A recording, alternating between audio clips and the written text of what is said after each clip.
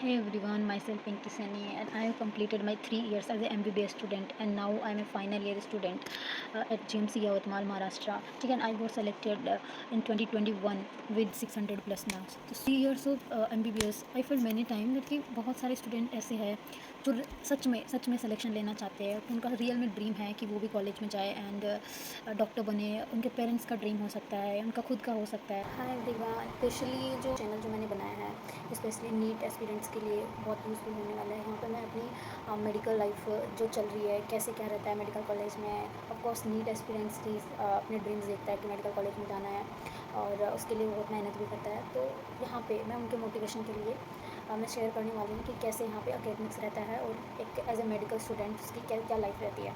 ठीक है, and so अभी नीट 2025 में हार्डली एक वीक भी नहीं बचा होगा। तो मैं यहाँ पे उनके लिए कुछ टिप्स शेयर करने वाली हूँ कि कैसे वो लास्ट के 6 डेज़ में 5 डेज़ में कैसे वो पूरा सिलेबस एक बार रिवाइज़ कर सकते हैं।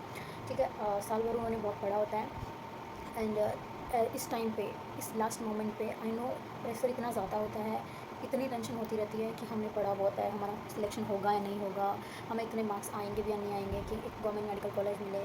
और रिसेंटली तो अभी लास्ट के कुछ साल में अपन देखें तो वहाँ पे बहुत सारे स्कैम्स वगैरह हुए हैं जिनमें स्टूडेंट्स को अच्छे मार्क्स है बट उनके अकॉर्डिंग उनको अच्छी कॉलेज नहीं मिल रही जितनी उन मार्क्स पे मिलनी चाहिए। ठीक है, ये सब चीज़ें हैं, तो ये सारी चीज़ें मिलके बहुत टेंशन देती है। आई नो, मुझे भी ये बहुत प्रेशर हुआ था जब मैंने मेरे टाइम में दिया था and I clear my NEET exam at 2021 with good marks, 600 plus marks and यार आज भी याद आता है जब वो एग्ज़ाम का डे था, उससे पहले का जो स्ट्रेस है। तो मुझे लगा कि क्यों ना मैं अपनी जर्नी तुम्हें शेयर कर दूँ, सब क्या पता तुम्हें कुछ हेल्प मिल जाए वो सब करने में कि कैसे कर सकते हैं। कुछ चीज़ें जो मुझे ज़्यादा बेनिफिट करी मेरे टाइम में, कुछ चीज़ें ऐसी जो मेरी गलतियाँ करी थी वो गलतियाँ तुम ना करो।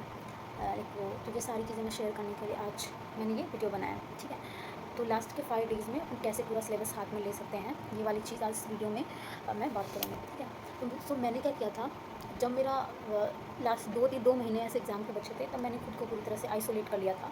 मीन्स आइसोलेशन में मैंने सब कुछ छोड़ दिया था, मैं और मेरी पढ़ाई, बस यही चीज़ें थी। ठीक है, तो उसमें मैंने 4 बार तीनों सब्जेक्ट का रिवीजन कर लिया था 2 महीने में।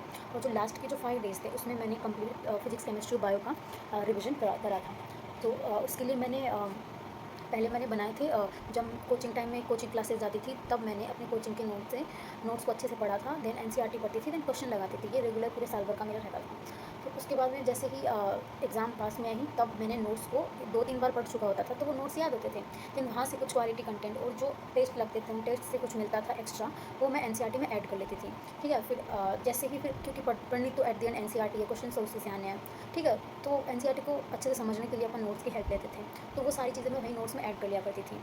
एंड फिजिक्स और केमिस्ट्री का कैसा होता था, नोट्स पढ़ो, उनके फॉर्मूला वगैरह रिवाइज करो, देन सीधा ही क्वेश्चन करो। और वहाँ पे वो जो मॉड्यूल होती थी क्वेश्चंस की, वहीं पे मैं अपने फॉर्मूलाज जो भी होते थे कि इस वाले पर्टिकुलर क्वेश्चन में क्या मैंने अप्रोच लगाई है, तो वो मैं वहीं पे थोड़ा सा एकदम बारीकी से नोट कर लेती थी। ये था। फिर एग्ज़ाम के टाइम में जैसे ही 1 मंथ एग्ज़ाम का बचा था तब मैंने नोट्स वो सब सारी चीज़ें छोड़ दी थी, वो मैं नहीं पढ़ती थी।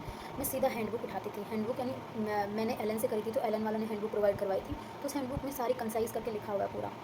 तो वहाँ से मैंने वो सब लिया और वो सारे नोट्स मैंने पढ़ा, जो भी चैप्टर मुझे करना होता था हैंडबुक से, और फिर मैं सीधा क्वेश्चन करती थी। देन मेरे को वहाँ पे कुछ अगर डाउट आता था तब मैं वहाँ पे नोट्स पे जाती थी। अगर मेरे को नीड है तो नोट्स पे जाती थी, और अगर मेरे को नीड नहीं है तो मैं नोट्स पे नहीं जाती थी, क्वेश्चन हो जाते थे। ठीक है, लास्ट 5 डेज़ में सेम मैंने यही करा। हैंडबुक फटाफट से उठाई और हैंडबुक में मैंने फटाफट से फॉर्मूले देखे और थोड़े बहुत क्वेश्चन कर लेती थी। यानी कि 50 60 70 अंडर 100 के आसपास मैं क्वेश्चन फिजिक्स से कर लेती थी पर चैप्टर। ठीक है, तो उससे क्या होता था, कॉन्फिडेंस भी आ जाता था और चीज़ें भी याद हो जाती थी। ये भी पता लग जाता था क्या चीज़ है जो अभी अपन को जिस पे ज़्यादा ध्यान देने की ज़रूरत है। एंड 5 डेज़ में मैंने क्वेश्चंस नहीं करे थे। मैं सिर्फ और सिर्फ जो एलन टेस्ट प्रोवाइड कराता था फुल सिलेबस के लास्ट में, वो टेस्ट देती थी। हैंडबुक पढ़ती थी और फिर टेस्ट देती थी, हैंडबुक पढ़ती थी और टेस्ट देती थी। और जो मेरे थोड़ी बहुत चीज़ें थी, फॉर्मूला वगैरह, जो हैंडबुक में मैं ऐड कर लेती थी, तो वो वहीं से ही पढ़ती थी। सेम ऐसे ही केमिस्ट्री का होता था। साल भर नोट से पढ़ा होता था तो चीज़ें याद होती थी। देन हैंडबुक पढ़ती थी और हैंडबुक से सीधा फिर डायरेक्ट क्वेश्चंस करती थी। और लास्ट के 5 डेज़ में मैंने खूब सारे टेस्ट दिए थे। एलन जो प्रोवाइड कराता था फुल सिलेबस के, वो सारे टेस्ट मैंने वहाँ पे दिए थे। एंड बायो बायो तो बायो के लिए तो एनसीईआरटी बेस्ट है। एनसीईआरटी के अलावा कहीं पे जाना ही नहीं है। एनसीईआरटी की line to line, word to word clear होना चाहिए, वहीं पे चीज़ें ऐड कर लो अभी जो करा होगा साल भर में, अभी क्या करना है, सिर्फ़ और सिर्फ एनसीईआरटी पढ़ना है। मैं क्या करती थी, टाइमर लगाती थी। जैसे लग रहा था कि ये ठीक है 1 घंटे में हो जाएगा, मतलब 1 आवर और 30 मिनट से ज़्यादा, बहुत ज़्यादा से ज़्यादा तो बहुत बड़ा है, उसको 2 घंटे से ज़्यादा मैंने किसी चैप्टर को टाइम नहीं दिया। टाइमर लगाती थी और उसके बाद में बायो का चैप्टर फटाफट से पढ़ती थी और वो चीज़ें याद भी होती थी, क्योंकि प्रेशर होता था 2 घंटे में करना था, तो ऐसे वो याद होती थी। देन उसके बाद में बायो मैंने ऐसे करी, केमिस्ट्री फिजिक्स मैंने उसमें में करी, ऐसे करके मैंने फिर फुल सिलेबस का टेस्ट देती थी। देन अच्छे मार्क्स से 50+ मार्क्स आ जाते थे, तो लग रहा था कि हाँ ठीक है, अपन सही कर रहे हैं। फिर भी स्ट्रेस बहुत ज़्यादा था कि लास्ट डे पे क्या होगा और क्या नहीं होगा, सिलेक्शन होगा कि नहीं होगा, क्या 3 आवर्स में मेरा माइंड उतना सही से काम करेगा नहीं करेगा, वो सारी चीज़ें तो सबको होती है, स्ट्रेस होता है। और ये अच्छी चीज़ भी है स्ट्रेस होना, मतलब कि हाँ अपन सीरियस है अपनी जो भी कर रहे हैं उसके लिए, ठीक है। और फिर उसके अलावा तो हाँ, यही करती थी मैं। लास्ट 5 डेज़ में सीधे जो नोट्स पढ़ती थी और बायो की एनसीईआरटी के पढ़ती थी पूरा, और बायो के खुद से क्वेश्चन नहीं लगाती थी, बस टेस्ट देती थी। एनसीईआरटी पढ़ती थी, टेस्ट एनसीईआरटी पढ़ो और टेस्ट दो, बस ये सारा मेरा रहता था।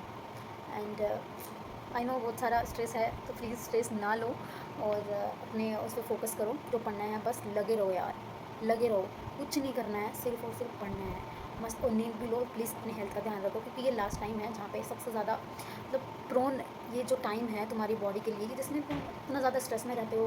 प्लीज़ बाहर का खाना अवॉइड करो, जब तक एग्ज़ाम नहीं होती तब तक प्लीज़ बाहर का खाना अवॉइड करो, हेल्दी खाओ, ज़्यादा से ज़्यादा लिक्विड इंटेक लो। एंड अपनी फैमिली से थोड़ा बहुत बात कर लिया करो, जब ज़्यादा ये लगे तो मम्मी पापा से तुम बात कर सकते हो, अपने भाई बहन से बात कर सकते हो, अपने क्लोज फ्रेंड उससे बात कर सकते हो, अच्छा लगेगा। और उसके बाद तुम पढ़ने जाओगे तो you will get good output. And या ये सब मैंने किया था। और नेक्स्ट और कुछ जानना है बाकी सारी चीज़ों के लिए तो please subscribe my channel. And यहाँ पे मैं और भी बहुत सारी ऐसे इंटरेस्टिंग चीज़ें शेयर करने वाली हूँ, एंड जो तुम्हारे बहुत काम आने वाली हैं, लाइक तुम्हारे इस नीट की जर्नी में, एंड देन